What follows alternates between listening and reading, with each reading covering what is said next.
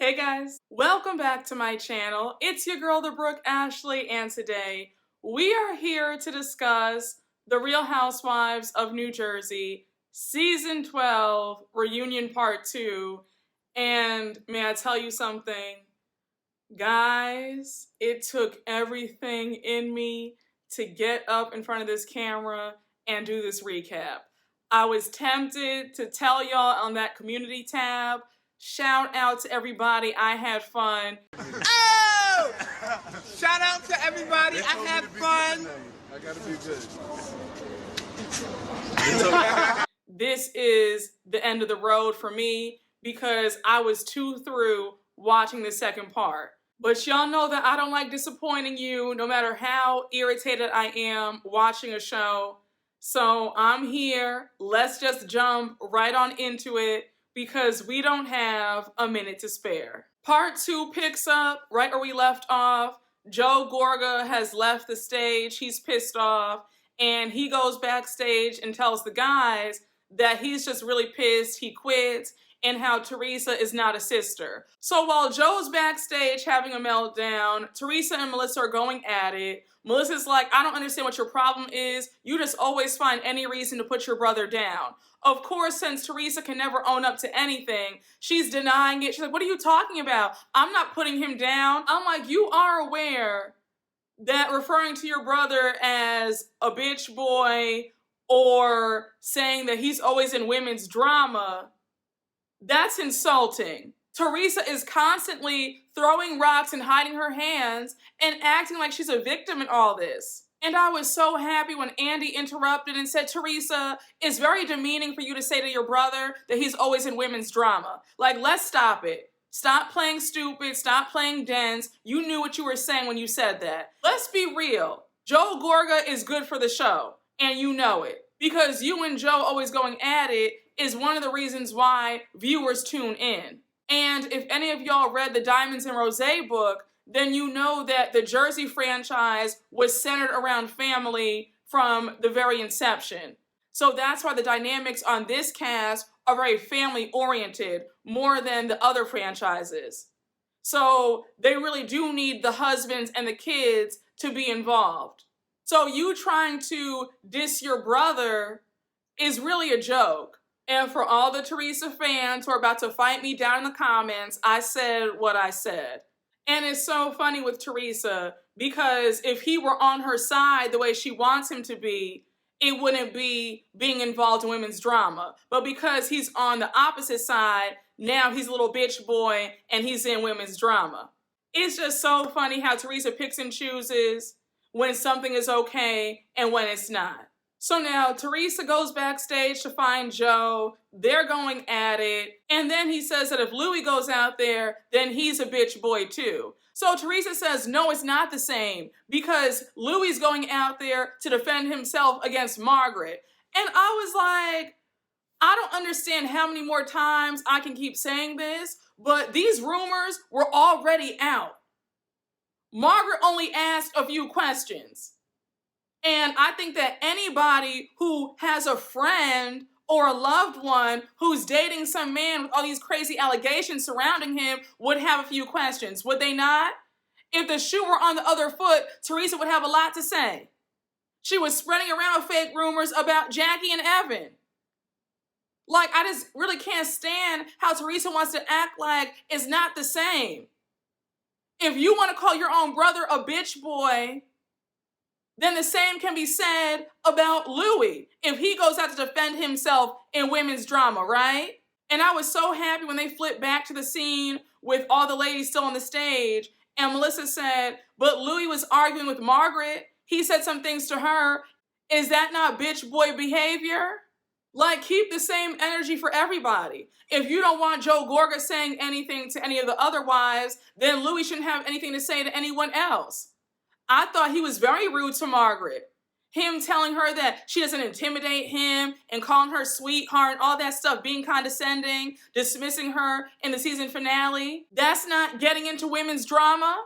So now we flip back to Teresa and Joe Gorga still going back and forth backstage. And Teresa is talking about how she's always kissed Joe's ass and all this stuff. Now Louis walks in the room and he makes a joke about how Joe Gorga is the only one involved in the housewife drama. And I was glad when Joe cleared him. He was like, well, obviously I would because I have a wife and a sister on this show. So you know it's bad when Andy Cohen has to get out of his chair and find you backstage.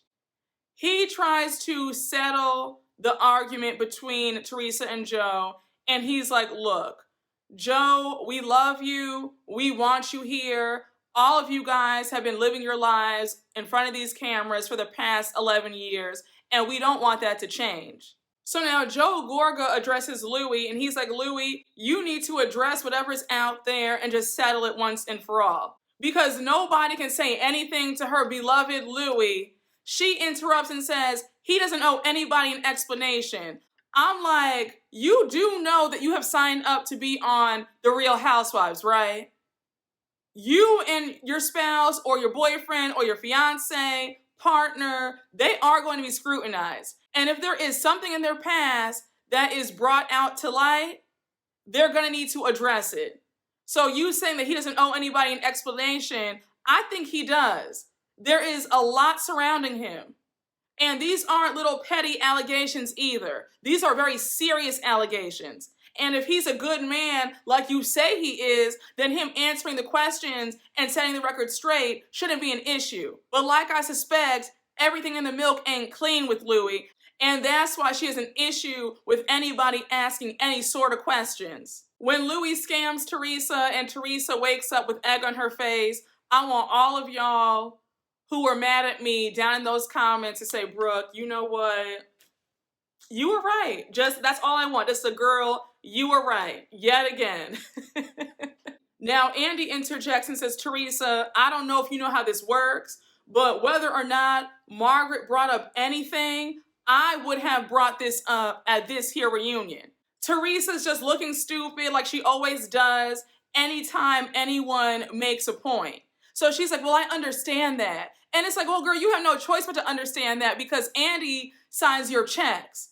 So he can ask whatever he wants to ask, and you're going to have to deal with it. So then she says, well, Margaret is supposed to be my friend. Yes, and friends are allowed to have questions. But Teresa doesn't value what true friendship is.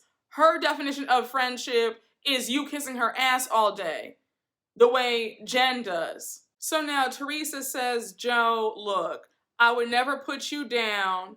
And Joe is like, Teresa, are you really doing this right now? You put me down twice tonight by calling me a bitch and saying that I'm in women's drama. So we're past that about you wouldn't put me down because you just did. Andy is annoyed because he wants to move this show along. And he's like, Teresa, can you just listen to him? He's telling you how he feels. So now he tells Teresa that he's been trying to talk to her now for 11 years and he just does not want to fight with her. So she gives the most half-assed apology and it's like, I'm sorry, okay? Like, let's stop fighting. And we all know what a real apology sounds like. And that was not it. Teresa only said sorry because Andy was standing there and she just wanted to appease Joe. That's all it was. She didn't mean it. I just feel like when it comes to Teresa and Joe, it feels like deja vu all over again because we're constantly seeing them fighting and then it's some weak apologies and some hugs and it's, you know, we're family, we can't keep fighting like this, and then it's wash, rinse, repeat. Y'all might have to make peace with the fact that it just might not be in the cards for you guys to be close. It just seems like it should not be this much work for you and your siblings to get on the same page. Their relationship reminds me a lot of Kyle Richards with her sisters because they can't seem to get on the same page for the life of them. They're cool for a few months, then they fall out again, and then they don't speak for years, and then it's, you know, wash, rinse, repeat with them as well. So Teresa and Andy are back on the stage, and now it is time for them to discuss Dolores and what she had going on throughout the season. We learned that Frank is no longer living with the kids. He's living with her ex-boyfriend, David. Now, y'all know how I feel about that. The fact that David stopped speaking to Dolores, but he speaks to everybody else in the family, absolutely not. So Andy's in shock, and then he's like, does Frank have an income? Why is he always living with somebody? So Dolores says that Frank is actually renovating a house right now, and he's in between some things. So I said, so basically, Frank's money is all tied up, and he needs somewhere to stay for free. So since they're on the topic of Dolores's men, we learned that Dolores has a new boyfriend named Paulie. She likes him a lot. They've been going out for a while now. They met at the end of last summer. So now Andy goes around the room asking if all the other ladies have met Dolores's new man, and they all say yes. And when I tell you that Teresa looked really pressed, when Margaret was like, yes, honey, I've met him. I've gone to his house and had dinner, and he's a great guy. He's outgoing. He's just amazing. Like, just such a great man.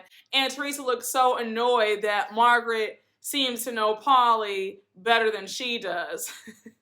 Now, we all know how shady Andy is because he takes this time to bring up the rumors about Louis' ex dating David.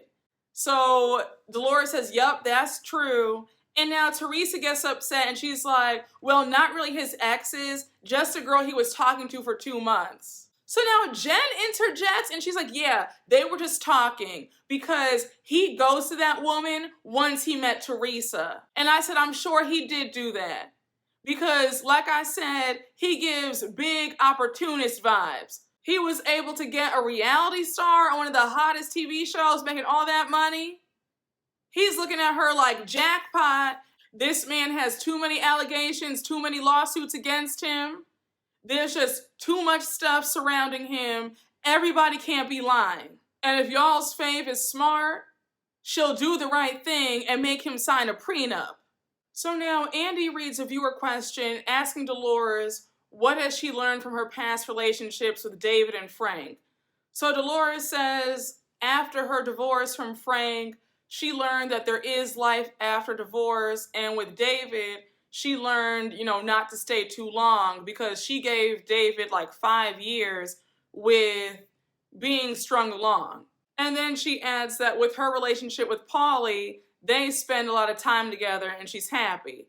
So now Andy wants to know if Paulie would ever consider coming on the show. And Dolores says, when we sign up for this show, we all know what we're getting into. But who wants to walk into this and get destroyed? Now, when Dolores said that, I already knew that Teresa was going to have something smart to say under her breath, and lo and behold, she did. So she's sitting over there talking about, well, yeah, because people were trying to destroy Louis. And obviously we know she's talking about Margaret. So Margaret's like, girl, nobody was trying to destroy you or Louis. Like, for the last time, can you just give it a rest? So they briefly go back and forth, and it's like, Teresa, you just don't want to own up to the fact that Margaret didn't do anything. Yes, she asked a few questions. There were a few times when it was like, okay, Margaret, just leave it alone. But she didn't say anything bad. She didn't say anything that wasn't already being said. It's already out in the press. All she did was just ask about it. All she did was just bring it to the forefront. It was going to be brought up one way or another. If it wasn't Margaret, it was going to be somebody else asking questions. So you having all this venom and hatred, it's like, for what? And you know that when you bring a new partner on these shows, they're going to be scrutinized. So you being so shocked and upset, it's like, if you're that upset, then just get off the show. If Louis that pressed, he should have never dated you because that's what comes with the territory. You're a public figure. This show is going on its 13th season, sis. You're not new to this. So now Dolores is interrupting because remember, this is her segment. And so she's like, look, at the end of the day, Paulie would do anything for me. So yes, he would get on camera if it makes me happy. And then Andy goes on to ask her if wedding bells are in her future, and she just blushes. And I won't be surprised if we do see a proposal next season. And that will keep her on the show longer because then she'll have a wedding storyline. So Dolores, I see you, sis. You said, honey, you will not be kicking me off of this show. I will be here to see at least season 16. So now we move off of Dolores, and now Andy is bringing up the kids. So Andy starts it off by asking Teresa, how did she feel when she saw that Rihanna had complimented her on her parenting style? Teresa says that it felt good because she never knows how she's doing as a mom. And I said, I already know that Teresa's head swelled up even bigger than it already is, because being complimented by Rihanna, and Rihanna, I love you, but I feel like you like the wrong people because you like Heather off of SLC. I'm like, girl, what? But again, let me not get off a topic. So now Andy's asking Jackie how did her kids like camp. She says they loved it, but it was a lot of money for only 10 days, and they came back home with like a month's worth of dirty laundry. So now Andy moves on to Melissa and her kids. He's asking if she's given her boys a sex talk. She says no. And I'm like, they're getting up there in age. I think that you should start talking to them about sex. Like, now.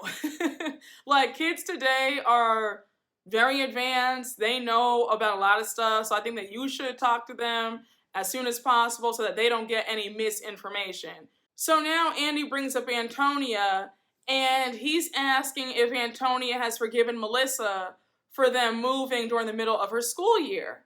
So Melissa says yes, and how Antonia's actually really happy and she's doing really well, and how she has 2 sets of friends now. She still has her friends from her old school, and now she has her new friends from her new high school, so everything is all good. So now here's where you guys might have to help me out down below in the comments because I was confused. Andy goes on to ask Margaret if her kids are doing better now. Because I remember Margaret saying that her kids weren't speaking to her, they were still angry at her. And so Margaret says, well, there are 6 kids between the families. Now, here's where I'm confused. I remember Margaret saying that her first husband's kids, Jan's, she was the stepmother, but she raised them like they were her own because I think that their mom had left the picture or something like that, right? So did Margaret ever have biological kids of her own or no? Because when she said there are 6 kids between the families, I said, wait, what? Am I missing something?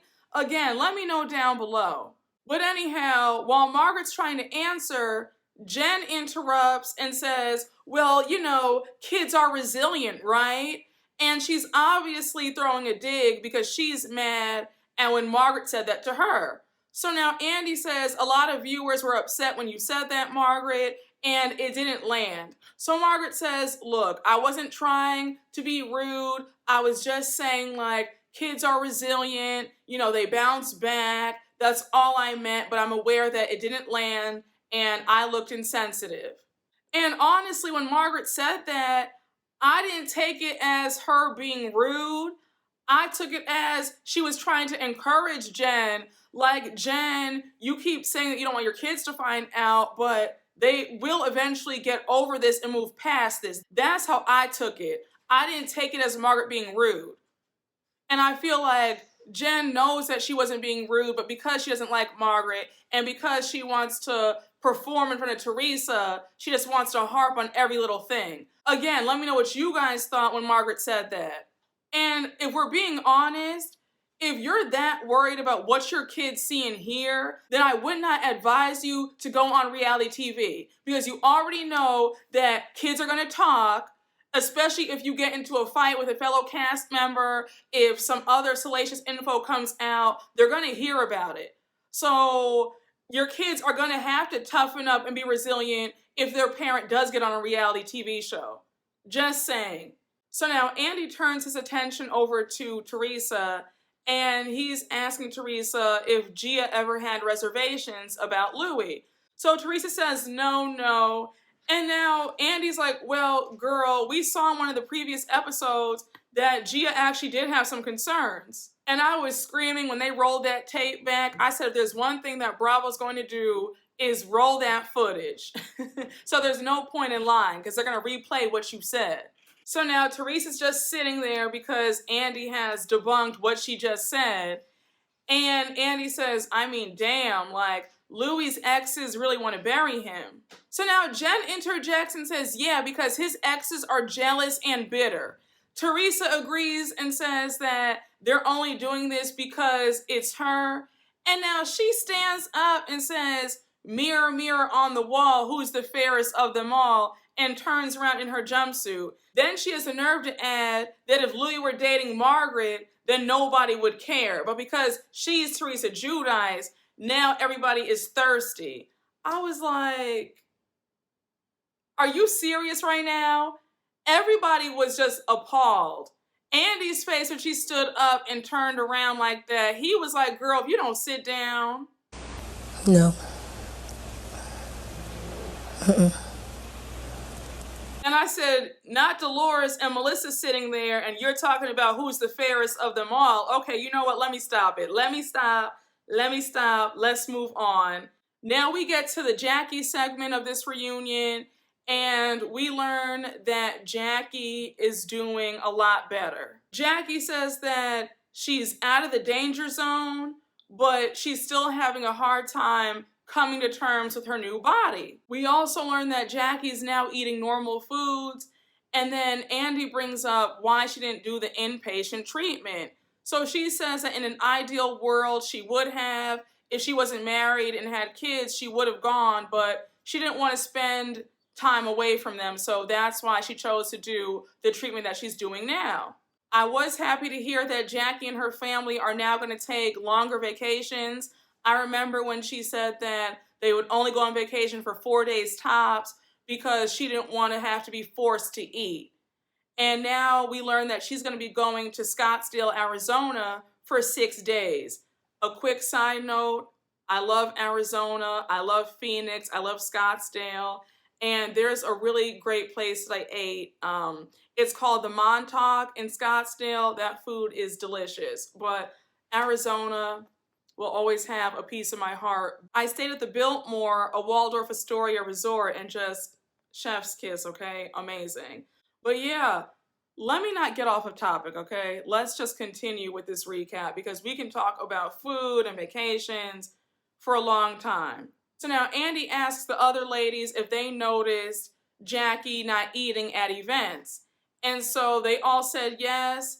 Jackie says that she would lie to everybody and tell them that she ate beforehand, and that would be her reasoning of why she wasn't eating. Then we learned that she only gave herself 2 meals a week.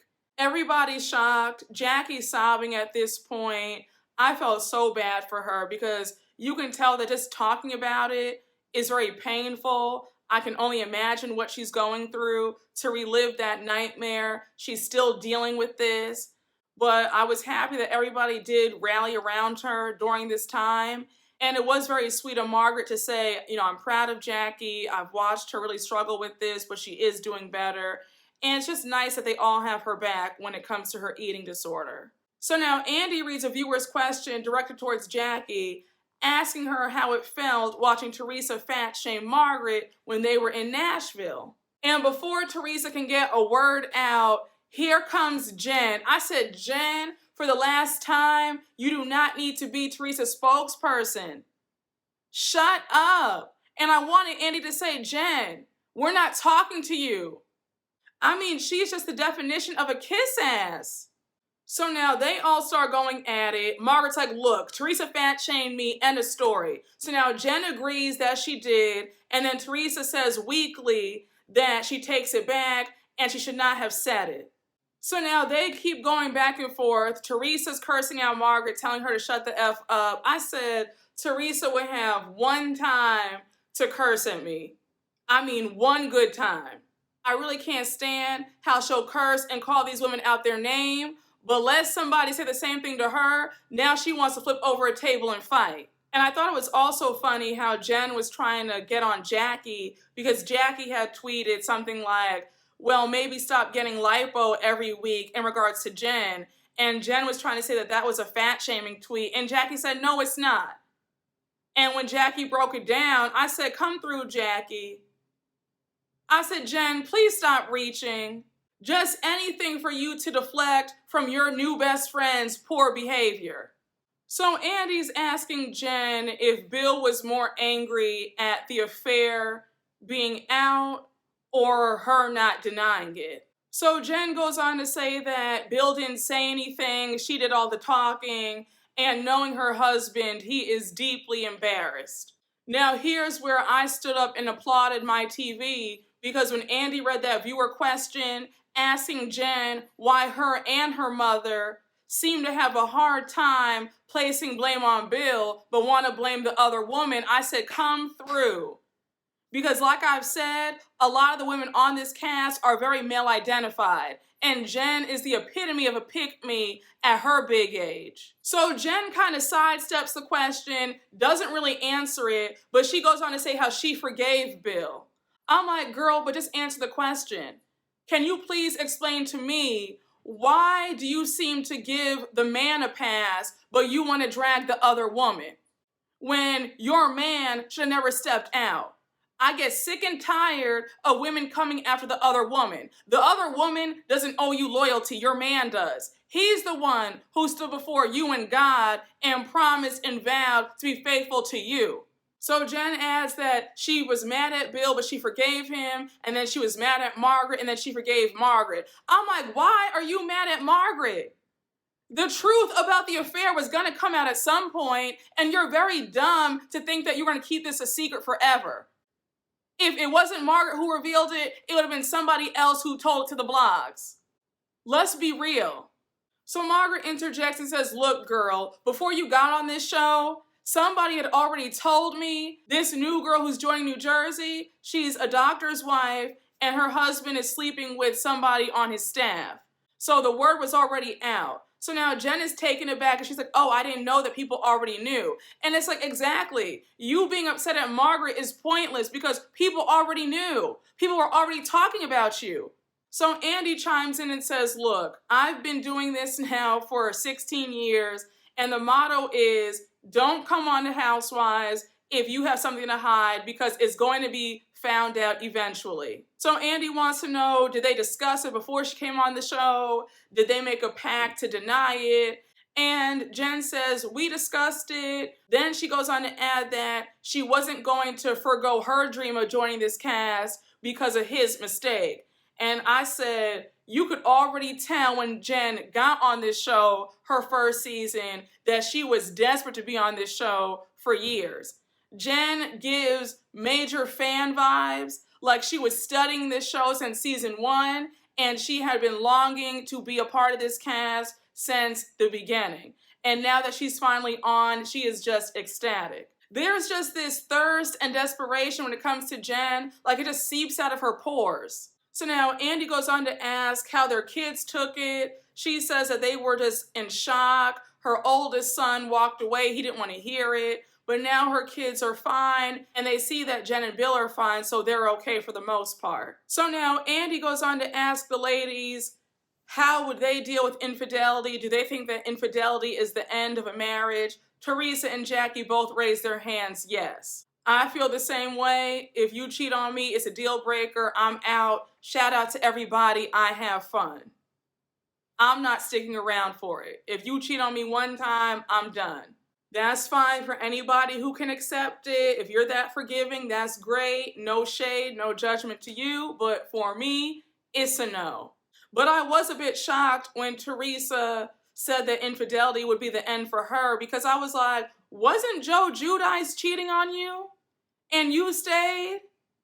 So I was like, girl, what are you talking about? So now we get to the final scene with Andy bringing up the social media war between Melissa and Jen.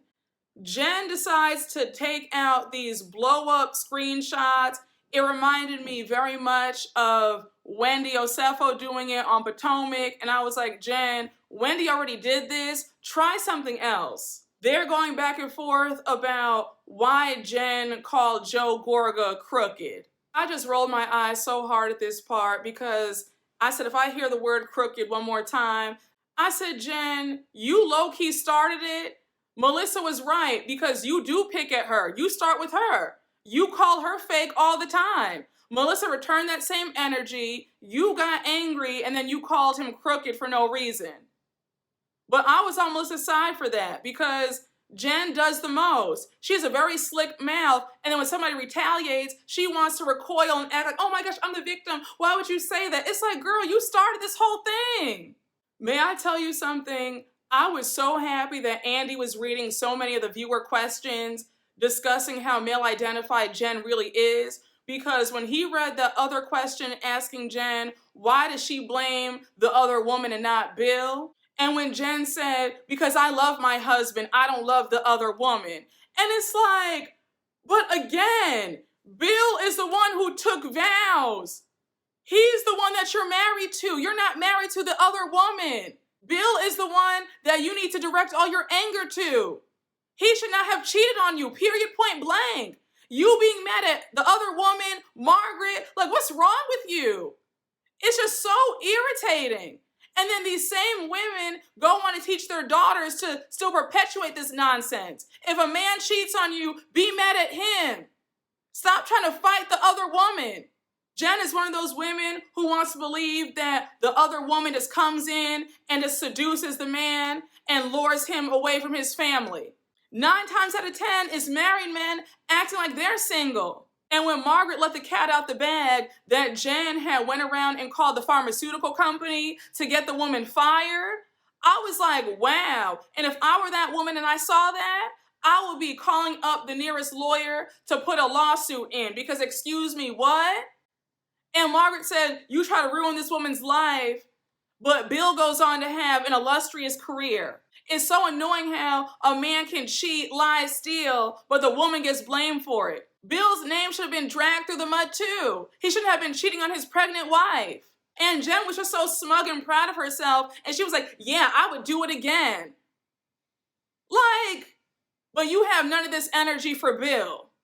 And honestly, I could see Jen turning a blind eye and still staying if Bill were to step out on her again. And I was annoyed with Melissa when she said, you know what, I get it because I be doing the same thing. I be wishing the other woman, harm and all this stuff. I get it. Like, I get hating the other woman. And it's like, so y'all really just have all this animosity for the other woman, but not your man.